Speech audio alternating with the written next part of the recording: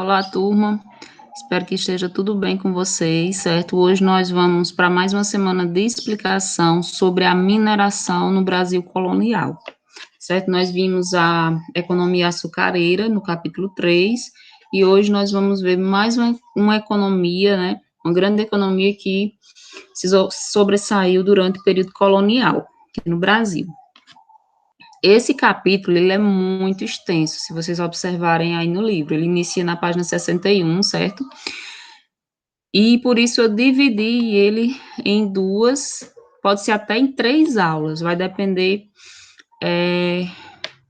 Aí eu vou analisar, porque para a aula ficar muito extensa, por exemplo, 50 minutos, fica muito longo para vocês assistirem, muito cansativo. Então, eu vou dividir ele, certo, em 2 ou 3 aulas. Vai depender aí, eu vou analisar como é que fica a próxima aula para não ficar muito extensa. Qualquer coisa eu divido em 3 capítulos, em três explicações. Bom, vamos lá. A mineração no Brasil colonial, certo? Primeiramente, a coroa portuguesa, né? Só lembrando a vocês que a coroa portuguesa, para tentar resolver as dificuldades econômicas que estavam enfrentando desde a União Ibérica, certo? Que foi o assunto que nós vimos anteriormente. Por que eles estavam enfrentando dificuldades econômicas com a União Ibérica, desde a União Ibérica? Porque vocês lembram que a Espanha, né, quando houve a União Ibérica, o rei espanhol passou também a administrar Portugal. Portugal, ele recebeu, certo, os inimigos espanhóis. Então, todas as colônias de Portugal na África e na Ásia, e também aqui no Brasil, né, que os holandeses invadiram o Brasil, foram invadidos pelos inimigos espanhóis. Então, os portugueses, com essas invasões, perderam na sua economia, começando a passar aí por dificuldades financeiras. E o que agravou também essas dificuldades financeiras foi a concorrência, né, que o açúcar brasileiro enfrentou com a produção do açúcar nas Antilhas pelos holandeses. Eu acredito que vocês lembram, né, quando eles foram expulsos do Brasil, eles passaram a intensificar sua produção do açúcar nas Antilhas e esse açúcar passou a concorrer diretamente com o açúcar brasileiro, fazendo com que Portugal, eles enfrentassem uma crise econômica. E a coroa portuguesa tinha que resolver, né, essa crise, tinha que voltar a alavancar a sua economia. E o que foi que a coroa portuguesa fez na colônia brasileira? Incentivou mais ainda a procura de metais e pedras preciosas, através de 2 expedições de exploração, que no caso, quais eram essas expedições exploradoras? As entradas e as bandeiras. Gente, observem aí que existem diferenças entre essas 2 expedições. As entradas eram expedições oficiais, ou seja, organizadas totalmente pela coroa portuguesa. Não esqueçam disso. Elas partiam do litoral com o objetivo de explorar o interior, né, do Brasil, prender indígenas e destiná-los à escravidão. Mas vocês lembram que já os africanos já estavam no Brasil como escravos, mas mesmo assim, os indígenas que eram encontrados, certo? Eles eram aprisionados e tornavam-se escravos. Desculpa. E, lógico, eles tinham o objetivo, né, a missão de procurar minas e defender as áreas de produção açucareira contra os ataques de indígenas e também de invasões estrangeiras. Porque vocês lembram que os engenhos, eles ainda continuaram, depois a produção de açúcar continuou, depois que os holandeses eles foram expulsos. E a outra expedição era chamada de bandeiras, né, que essas expedições, as bandeiras, eram expedições de particulares. normalmente partiam de São Paulo, essas expedições, né, da Vila da Capitania de São Vicente, que é a atual São Paulo. Elas partiam para o sertão, né, para o interior, em busca principalmente de índios, para trabalhar nas lavouras paulistas, e também, lógico, a busca, né, a procura de metais e pedras preciosas.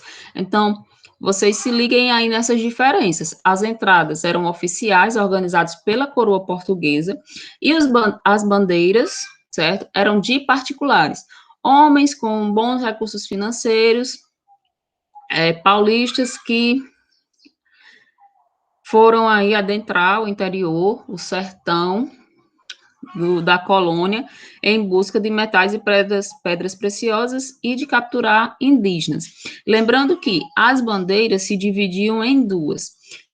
Existiam os bandeirantes de apresamento, que eram aquelas bandeiras que saíam com o intuito realmente de buscar indígenas, prendê-los, torná-los escravos, e tinham as bandeiras de prospecção. Essas bandeiras, elas se preocupavam mais em encontrar minas, né, de encontrar os metais preciosos.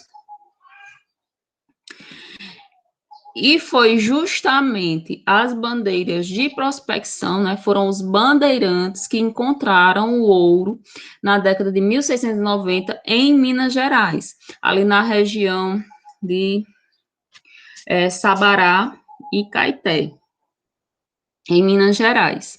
Foram eles. Então, e eles encontraram, primeiramente, o ouro chamado de aluvião, que esse ouro de aluvião foi encontrado em depósitos de areia, de argila, certo? Às margens dos rios. E, no caso, por terem sido os paulistas, os bandeirantes que encontraram o ouro, foram os primeiros a encontrar o ouro, eles queriam um monopólio dessa exploração. Mas vocês lembrem-se que as terras pertenciam a quem? Aos portugueses. Então, era uma afronta eles quererem, né, esses privilégios de exploração. Foi aí que ocorreu a chamada Guerra dos Emboabas, que foi um conflito entre paulistas e os portugueses pelo direito, né, pelo privilégio, pelo monopólio de exploração do ouro. Aconteceu entre 1708 e 1709. A Guerra dos Emboabas aconteceu porque os paulistas, descobridores das primeiras jazidas, acreditavam que deveriam ter privilégios na exploração do ouro. E no caso os emboabas, que eram os portugueses, lembrando que esse nome foi dado aos portugueses porque eles usavam uma bota preta até próximo ao joelho, o cano dessa bota vinha até próximo ao joelho, e existia na região uma ave que até próximo ao joelho dessa ave, era preta. A canela dela, né, dessa ave era preta. Então, os paulistas diziam que parecia muito. Então, eles deram esse apelido aos portugueses, chamando eles de emboabas. E, no caso, os portugueses entraram na luta, eles conseguiram vencer a Guerra dos Emboabas, né, os portugueses, lógico, né, estavam ali a coroa portuguesa contra os paulistas. Então, os portugueses venceram a guerra, expulsaram de início os paulistas da região, ali de Minas Gerais, só que depois os paulistas retornaram para a região, para a exploração do ouro, só que agora pagando os impostos devidos à coroa portuguesa, assim como qualquer outra pessoa, porque muitas pessoas de várias regiões foram para Minas Gerais quando souberam, né, do ouro, para poder explorar a região, as minas. e todas elas pagavam impostos que a gente vai ver daqui a pouco à coroa portuguesa. Gente, é importante destacar que a região de Minas Gerais era uma região onde só existia mata, certo? Quando foi encontradas as primeiras jazidas, foram que os primeiros agrupamentos, né, os primeiros vilarejos, eles foram sendo formados.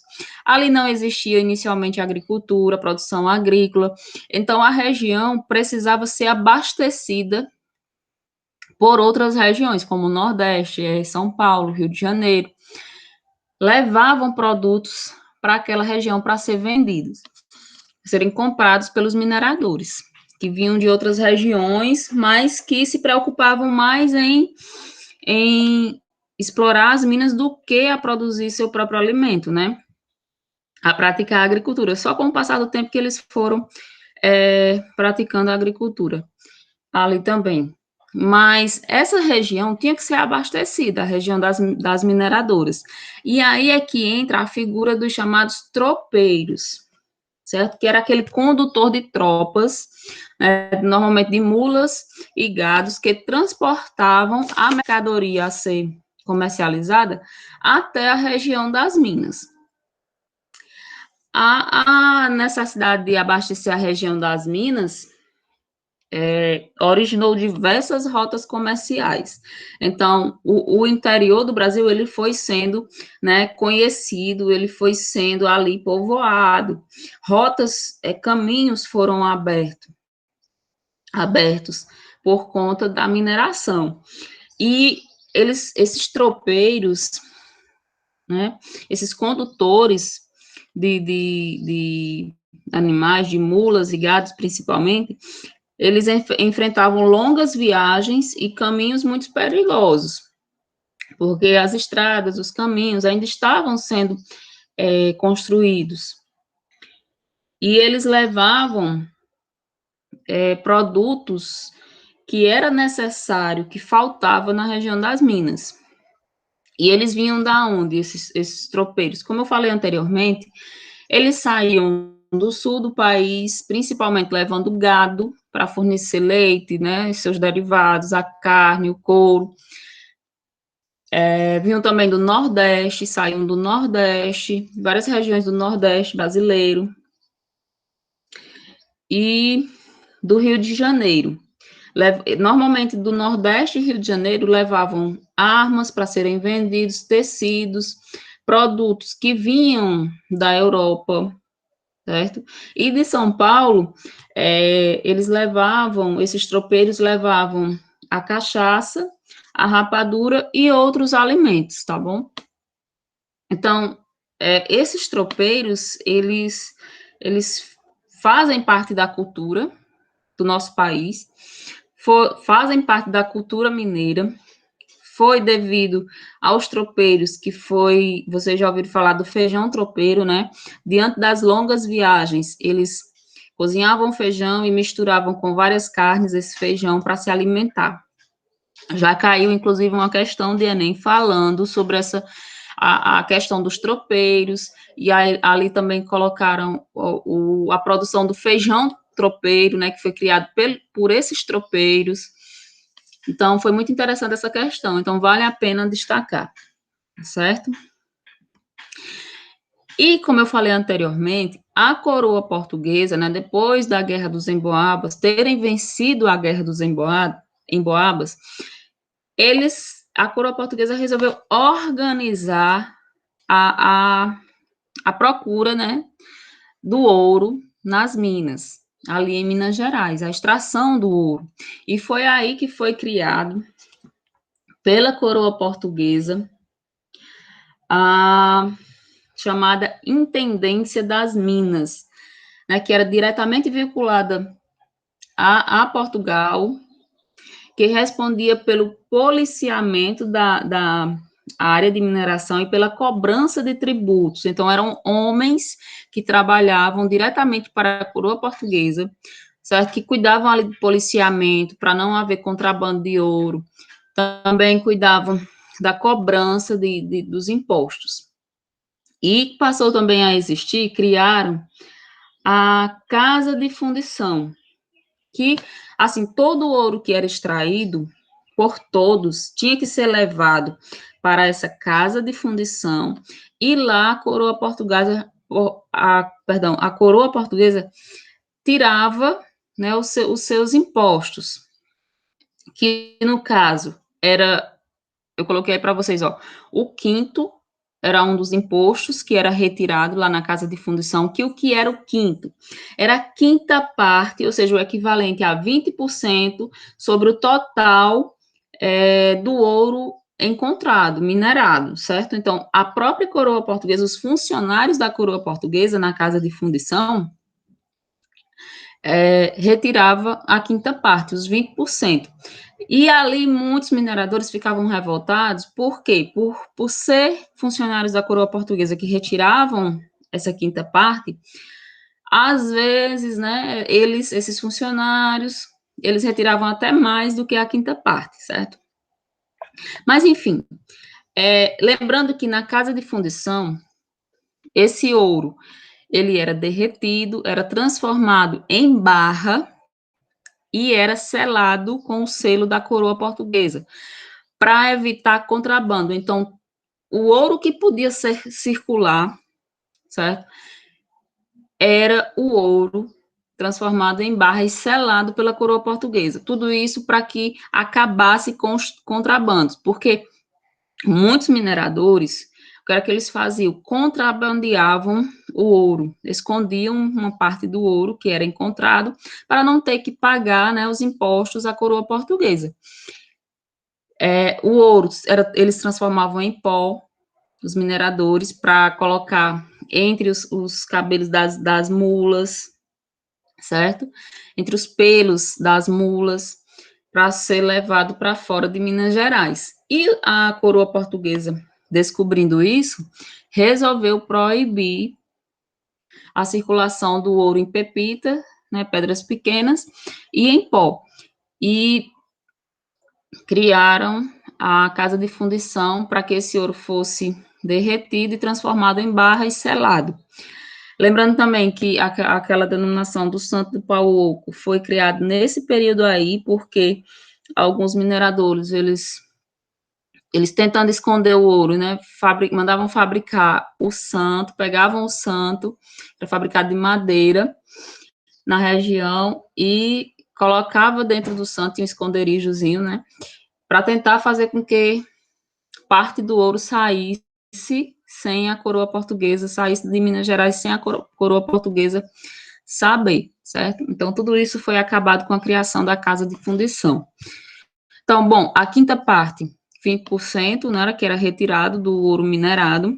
Tínhamos também o sistema de captação, que consistiu na cobrança de um imposto por cabeça de escravo. Então, aquele minerador que levava, por exemplo, 10 escravos, tinha que pagar um imposto relacionado a cada escravo. Se fosse 100 escravos, ele tinha que pagar esse imposto de captação por aqueles 100 escravos, por cada um, tá certo? Porque quanto mais escravos, mais trabalhando nas minas, mais chances de encontrar ouro, né?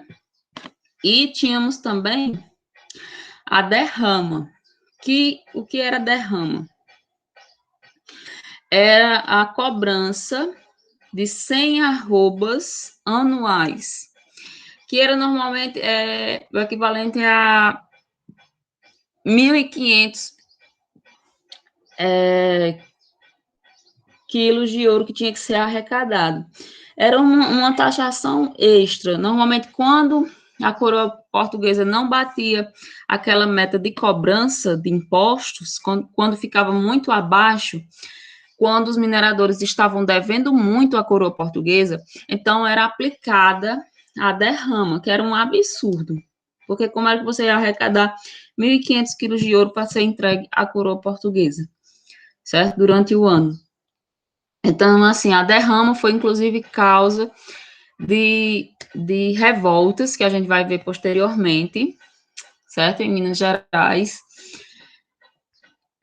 e que pessoas morreram por conta dela. Então, assim, gente, hoje a gente encerra, certo? A explicação. Espero que vocês tenham compreendido.